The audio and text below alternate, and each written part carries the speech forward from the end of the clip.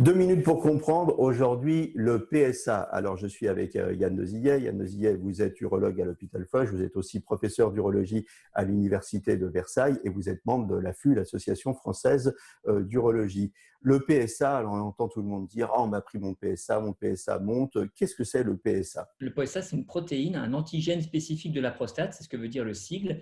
Et donc, il est normal, lorsqu'on est un homme, d'avoir du PSA à partir du moment où on a une prostate.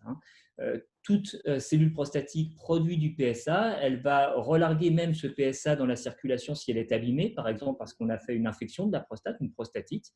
Et chose importante, et c'est tout l'intérêt de son dosage, c'est que le cancer de la prostate produit plus de PSA que les cellules normales. Et donc, lorsque le PSA augmente de manière régulière et prolongée dans le temps, c'est probablement à cause d'un cancer. Et donc là, il faut vraiment diagnostiquer, consulter. C'est probablement à cause d'un cancer, mais ce n'est pas systématiquement à cause d'un cancer, on est bien d'accord. Tout à fait. Il y a d'autres raisons qui peuvent expliquer cette augmentation du PSA. Et donc, avant toute chose, il faut confirmer l'élévation avec éventuellement un deuxième dosage, faire un examen clinique, le toucher rectal, qui permet d'examiner la prostate, éventuellement complété par une IRM. Et seulement si on a des arguments au toucher rectal ou à l'IRM pour penser qu'il existe un cancer, alors on va jusqu'à la biopsie de prostate pour en avoir le cœur net.